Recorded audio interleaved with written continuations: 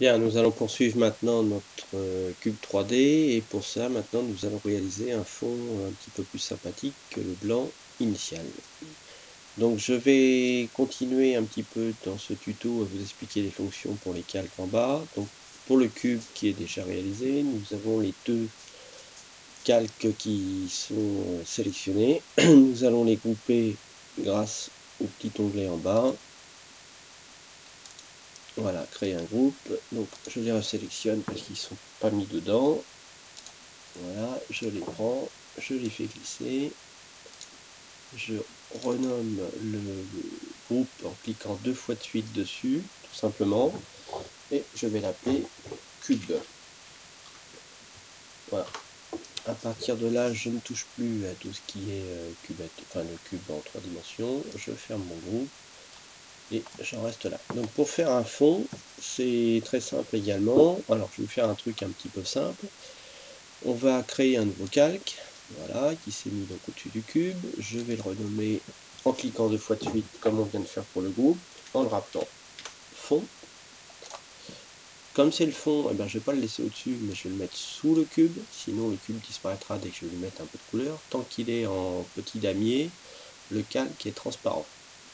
Donc je réinitialise mes couleurs sur le côté, qui sont le noir et blanc. Donc c'est le petit icône là qui est juste là. Et on revient donc sur le noir en premier plan et le blanc en deuxième plan. Je les inverse ou je les maintiens comme ça en fonction si je veux faire je vais faire notamment un dégradé. Donc je vais partir d'une couleur vers le blanc et si on veut faire d'une couleur vers le noir, il suffit d'inverser avec les deux petites flèches qui sont au-dessus. Donc je vais rester dessus. Pour changer de couleur, il suffit juste de cliquer dans la couleur noire et je vais aller chercher une couleur verte, un beau vert, voilà, comme ça, celui-là, impeccable. Je le valide tout simplement. Donc j'ai du vert et du blanc.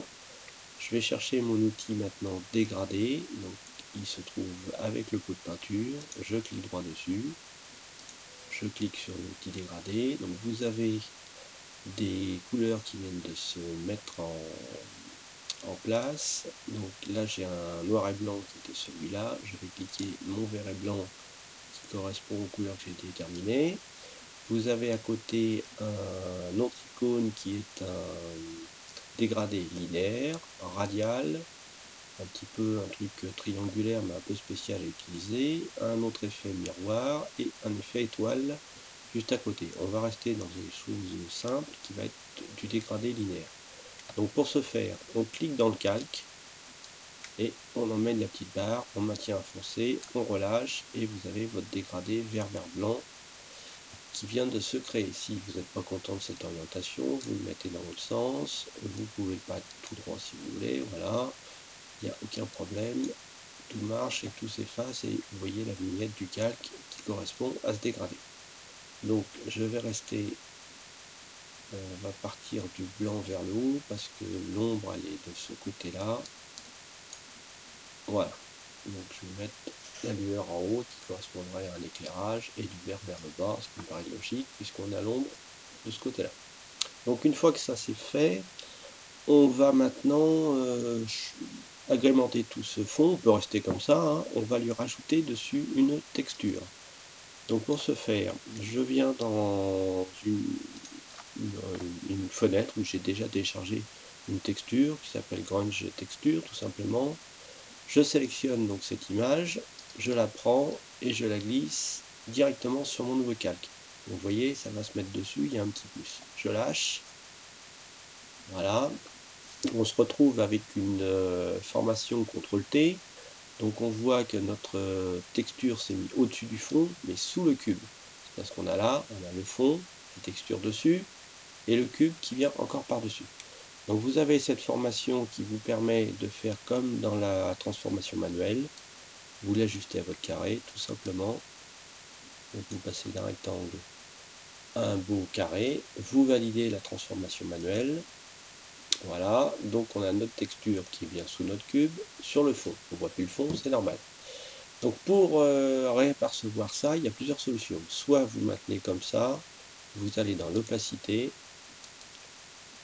vous réduisez cette opacité, vous voyez votre fond et votre texture en transparence. Sinon, il y a un autre truc un peu plus rigolo qui s'appelle le mode de fusion de calque. Donc là, on était sur le mode normal. Vous avez ensuite tout un tas de listings prédéfinis. On va prendre le fondu, vous allez voir ce que ça fait. En l'occurrence, pas grand chose. On descend avec la molette, obscurcir, produit. Vous voyez déjà apparaître le vert. Ensuite, densité plus. Donc, c'est pas toujours très très joli. À vous de trouver la meilleure composition. Donc, je l'ai fait défiler. On a lumière creux, lumière linéaire, différence, soustraction, division, il n'y a rien. Luminosité qui est pas trop mal. Il y en avait un qui était au début, qui était un peu mieux. Je crois que c'est obscurcir ou produit. Voilà, on va conserver le mode produit. Alors bon, c'est un petit peu foncé, mais c'est pas trop désagréable quand même. Donc on peut s'en maintenir là. Si vous voulez, vous pouvez toujours, avec l'opacité, descendre un tout petit peu pour retrouver un peu plus de vert, un peu plus lumineux. À vous de gérer, de doser comme ça vous convient. J'en resterai là donc pour le fond. Je vais rajouter, je vous ai fait voir l'autre jour en cours comment on mettait un halo. Donc je vais vous montrer un petit peu comment ça se passe. On va tout simplement sur ce calque là aller choisir un filtre. Alors la conversion en filtre dynamique est déjà opérante. On a ce petit symbole qui nous l'indique. Donc je vais tout simplement aller dans rendu, halo. On laisse travailler. Voilà, on a le halo qui s'est mis sur la matière. Vous avez différents types qui correspondent à des reflets d'objectifs. Là vous avez du blanc, là vous avez du rouge. On va rester sur du rouge. Alors vous voyez, on peut bouger le halo comme on veut. Je vais le mettre en éclairage un peu plus haut là. Vous pouvez l'intensifier, aller carrément dans des trucs très violents. On va rester assez sobre. On fait OK. Vous avez le filtre dynamique qui vient de s'opérer, le halo qui s'est mis avec un peu de chance pile poil à l'angle comme je viens de le mettre. Si des fois c'est pas bien mis comme ça, vous pouvez toujours aller recliquer dedans, vous reprenez et vous redéplacez un tout petit peu. Voilà, donc là je suis vraiment dans l'angle pile poil. Si je sais qu'il y en a qui n'aiment pas trop les reflets, les halos, les choses comme ça, si vous voulez masquer cette partie-là, il suffit d'aller remettre un masque de fusion. Vous cliquez dessus, voilà. Donc l'effet halo, si vous peignez en noir une partie, donc on va le faire tout de suite. Je prends mon pinceau, je vérifie la taille, on va prendre un truc un peu plus gros, voilà. Et vous effacez carrément, vous voyez la grosse partie verte. Alors là j'ai mis en noir, c'est pas du tout à ma convenance. On va repasser en blanc, et ça va être pas là-dessus, mais là-dessus qu'il va falloir travailler. Alors, on supprime un calque, pas un calque, un masque de fusion, vous le prenez tout simplement, vous le tirez vers la poubelle, voilà, terminé. On se met sur le filtre dynamique, et normalement c'est sur lui. Alors ça marche pas. Non, bah ça marche pas dans ce truc là, il aurait fallu reconvertir ça autrement. Non, bah on va laisser tomber cette manip, tout simplement. Je vous montrerai ça une autre fois. Il aurait fallu que je crée un troisième calque pour pouvoir mettre le halo et pas le travailler sur la texture. Bon, c'est pas très grave. Donc on en est au fond, on a terminé notre fond. On va créer un groupe. Je reclique, fond. Voilà. Je reprends ma texture, mon petit fond. Je glisse sur le groupe. Voilà, donc j'ai maintenant un groupe que je peux déplier avec mon cube, un groupe avec mon fond, ma texture et mon fond dégradé. Maintenant, je vais rajouter un petit texte, votre signature, ce que vous voulez, hein, il y a plusieurs façons, vous n'êtes pas obligé non plus. Donc pour le texte, bah, vous avez l'outil texte à côté, voilà, vous cliquez dessus, il va créer de lui-même un nouveau calque. Il est en train de me donner la main, voilà. Donc là-haut, vous avez maintenant tout un tas de paramètres pour le texte, soit pour le centrer, d'augmenter la taille comme vous avez dans Word ou dans Excel, hein, vous mettez le nombre de points que vous voulez. Là ici c'est la police, vous mettez la police que vous souhaitez, d'accord, le centrage, la couleur, et puis après c'est pour faire de la torsion de texte, on va déjà rester à des choses simples. Donc voilà, je clique sur mon image, on voit qu'il y a un calque qui vient de se créer, et là je tape tout simplement, donc je vais mettre tuto cube 3D, voilà,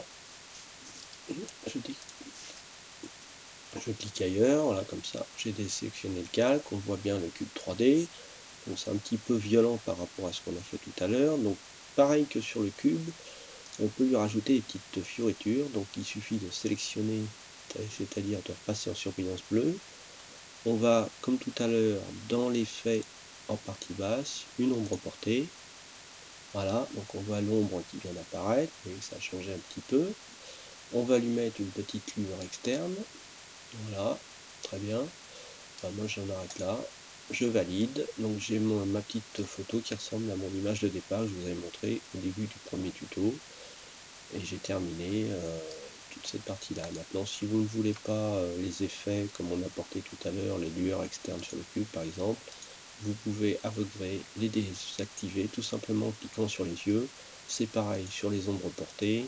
Vous pouvez également revenir sur les ombres portées comme on a vu, comme on est dans des calques, on peut revenir à tout moment, rechanger les paramètres si vous voulez.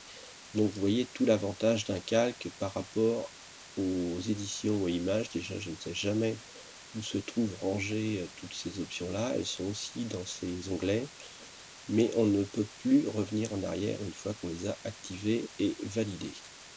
Donc c'est ça l'important sur les calques, c'est de tout retrouver, de tout refaire ou refermer et remodifier après coup. Voilà, donc j'espère que vous pouvez aussi masquer les effets en cliquant sur ce petit icône.